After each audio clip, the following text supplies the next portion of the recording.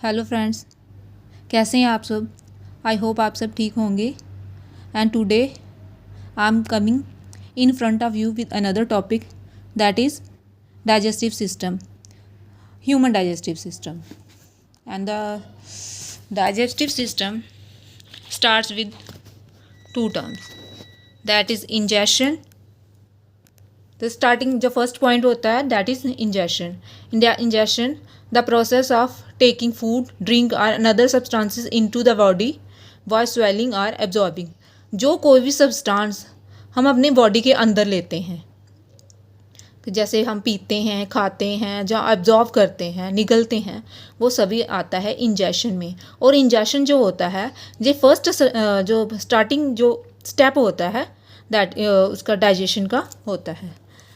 Next जो egestion होता है ये फाइनल स्टेप होता है. इसमें जो अनडाइजेस्टेड फूड जो रेजिड्यू बच जाता है एक्सेस में, वो फाइनली हिट थ्रू एनस होता है.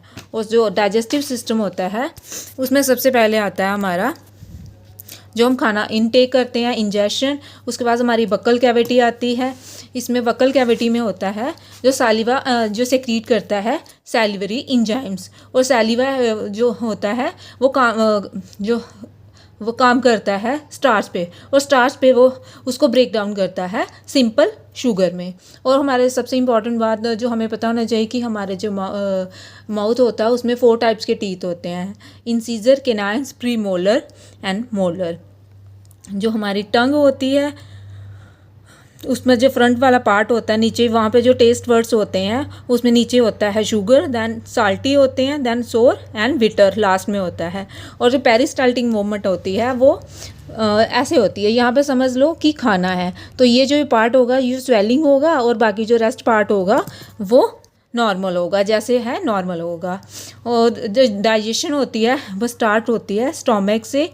इन कुछ बुक्स में लिखा हुआ है, बट कई बोलते हैं जैसे एलिमेंट्री कैनाल स्टार्ट्स हो रही है हमारी माउथ से, alimentary canal starts from mouth and ends in anus. तो डाइजेशन सिस्टम भी वैसे ही होता है.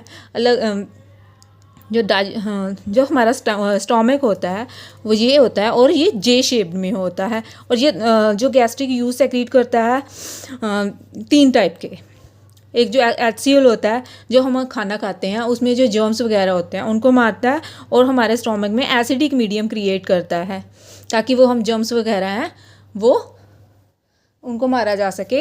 एंड जैसे हम कुछ देर कुछ खाते नहीं हैं तो उसमें क्या बोलते हैं कि हमें एसिडिटी हो गया, कि हमारे जो बॉडी के अंदर स्टोमक में HCl ज़्यादा प्रोड्यूस हो गया जिससे कि एसिडिटी होगी, एसिडिक मीडियम ज़्यादा है.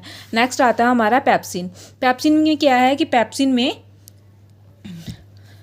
में जो है वो उसको एक्टिवेटेड करता है HCl जो सेक्रीट होता है गैस्ट्रिक यूज में से.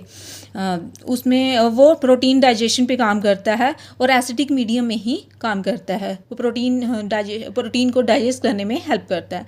नेक्स्ट होता है हमारा म्यूकस. म्यूकस में क्या होता है कि जो उसकी वॉल होती है, लाइनिंग होती है, उसको वो प्रोटेक्ट करती है ताकि जो एसिडिक मीडियम होता है उसको कोई हार्म ना पहुँचाए. नेक्स्ट आता है हमारा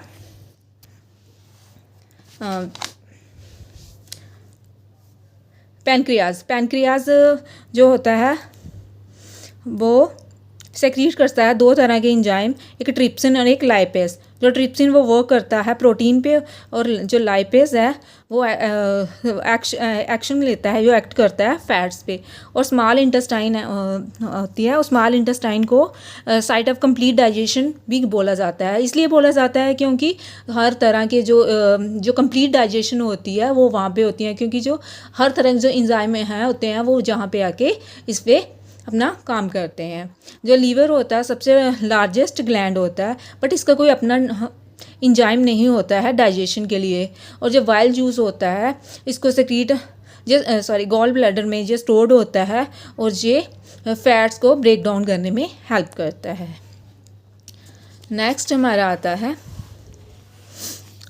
स्फिंक्टर मसल्स होते हैं, वो हमारे जो हेल्प करते हैं, रेगुलेट करते हैं जो खाना हमारा स्टोमक में होता है उससे जब हम स्मॉल इंटेस्टाइन में लाते हैं उसके बीच में हमें मूवमेंट करने में हेल्प करता है, दैट इज़ स्फिंक्टर मसल्स.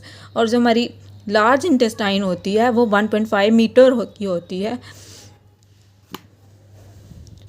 और जो हमारे इंटेस्टाइनल यूज़ होते हैं, जो इंटेस्टाइन में, स्मॉल इंटेस्टाइन में काम कर एक्शन करते हैं हमारे खाने पे, दैट इज़ कार्बोहाइड्रेट। वो जो खाने में कार्बोहाइड्रेट होता है उसको वो ग्लूकोज बनाने में बनाता है, ब्रेक डाउन करके।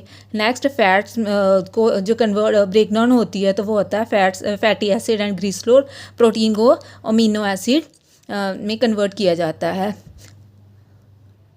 जो बाइल साल्ट है उसको break into small large intestine and bile salt उसको फैट्स को उसको ब्रेक डाउन करता है स्मॉल इंटेस्टाइन में इनटू लार्ज ग्लोब्यूल्स को भी। ओके और स्मॉल इंटेस्टाइन के बाद जो खाना है वो जाता है हमारी लार्ज इंटेस्टाइन के पास। लार्ज इंटेस्टाइन में जो वो खाना होता है उसको जो उसमें फिंगर लाइक प्रोजेक्शंस होती हैं जिसको हम बिलाई कहा जाता है, वो इस तरह की प्रेजेंट होती हैं।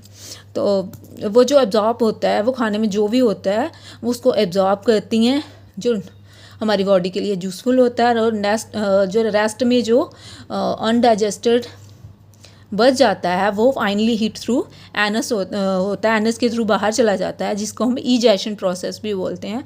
ये सारा हमारा जो डाइजेशन का प्रोसेस था। और लास्ट में हम जो पढ़ रहे थे egestion it is the process of removing undigested food और waste material from an organism cell and cell. और जो भी हमारा रिमूविंग अनडाइजेस्टेड फूड होता है, जो वेस्ट मटेरियल होता है हमारी बॉडी में, वो बाहर निकलता है, उसको बोलते हैं ईजेशन। और ये फाइनल स्टेप होता है डाइजेशन का। ओके, थैंक्स अगर आप वाचिंग। बाय।